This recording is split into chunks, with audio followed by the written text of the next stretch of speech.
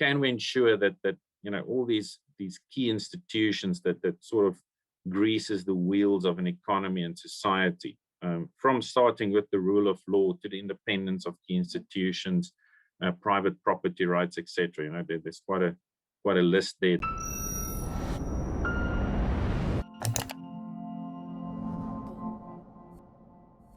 The credit ratings agency Moodys has downgraded several of South Africa's municipalities.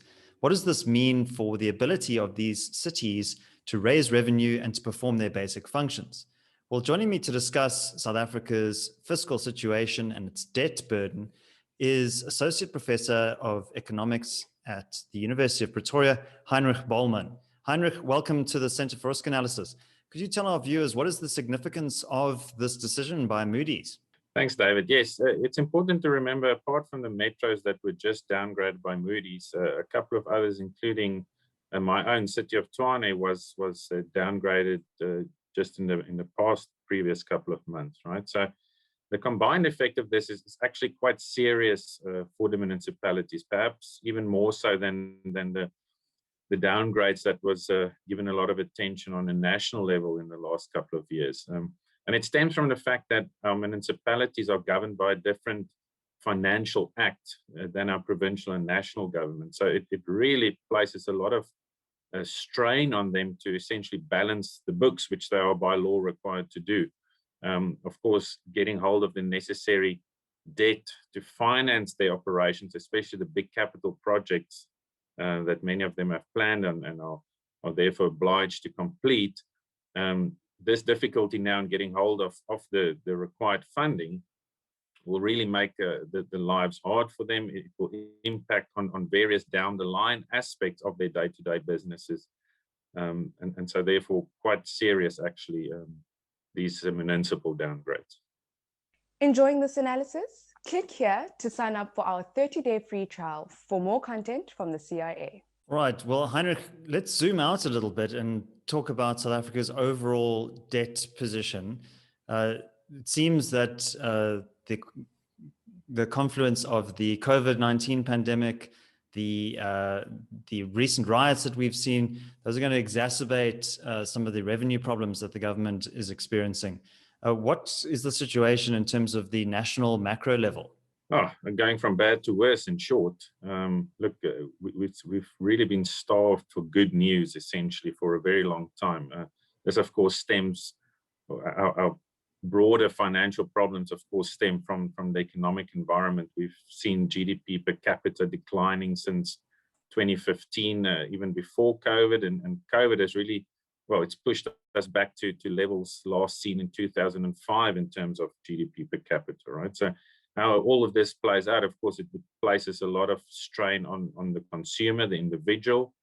We know individuals through private income tax and VAT spending, that's the biggest chunk of government's tax revenue, right? And with individuals under so much strain, spending less, this all translates through into less government revenues. We saw just last year compared to the previous fiscal year, a drop of 150 billion in tax revenues, while of course expenditures rose quite a bit with the necessary health spending we had to tackle COVID.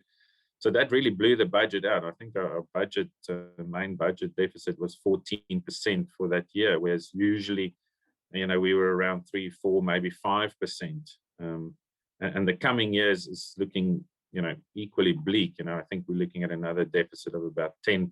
So, what this comes down to is, of course, our debt servicing costs is rapidly increasing as a share of our budget, right? We're over about 250 billion now of our budget is being spent on that. That's over 13% of our budget. And so it comes with an opportunity cost, right? What else could we have done with that money had we been able to secure better funding arrangements or just requiring less debt to finance our expenditure? So of course, the average person on the street will see this in terms of service delivery, the quality of our public education and hospitals, etc., taking much longer to get up to the levels we want to see it in terms of a normal growth and development process. Heinrich, that's a very large proportion of our budget, 13% that's going to debt service. Do you think that South Africa is in danger of falling into a debt trap? And could there be a situation down the line where South Africa defaults on its debt obligations to its creditors? Look, I don't think that's on the cards in the short, even the medium term.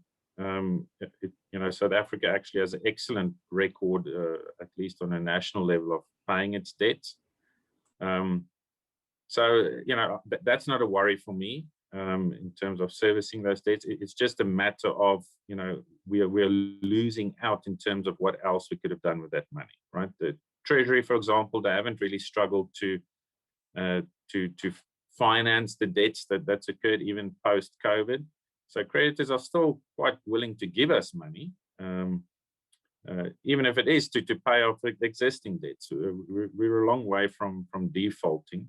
But of course, any such crisis isn't something that happens overnight. It's a long and steady build-up. And so at some point, we have to arrest this situation, right, and say, all right, this fiscal consolidation path Treasury has embarked on, we do need to take that seriously. We do need that to be a team effort, because government is such a large player in the South African economy, right? We've seen it with the wage negotiations, right? They're really struggling to push through some of the measures that they intend to be a part of this financial consolidation process. But in short, I don't think we're there yet where we have to seriously worry about defaulting. But of course, carry on like this for another 10 years, like the past 10 years, and that might well be another conversation. So Heinrich, what can the South African government do to reduce its debt exposure? Look, it's not so much just the debt, right? It's also what do you do with it, right? It's one thing to say, okay, I'm taking R1 million from the bank, and it's another to say, what am I doing with it? Am I investing in productive assets? Am I buying a house that provides me shelter, right? Or am I spending it on a car that depreciates very quickly and will eventually be a write-off, right? So we have to also look on the other side, just to put it in perspective, right? The debt to GDP ratios. So South Africa is we were below 30% in 2007, around there. Even a couple of years ago, when we were heading towards 60%, there was all this talk about a fiscal cliff and whatever. And then obviously since COVID, we've just blown over that cliff, and now we're heading rapidly towards 90%. But still, if we think of the US with a debt to GDP ratio of over 100%, Japan over 250%, right? So why aren't the alarm bells ringing for them? Because it's also what's on the other side. What kind of assets do you have as a country to show for that debt? What have you invested in? Right. And unfortunately, South Africa, we've often referred to the last decade as the lost decade. And that's exactly what it was. We've got very little to show for all this debt we've made. And so essentially, that's where the structural reform needs to start. We need to start investing in productive assets, right? And not just covering, every single hole that appears with very short-term kind of ramifications. So, the kind of structural reform starts, like any macroeconomist will tell you, with ensuring and building strong institutions, right?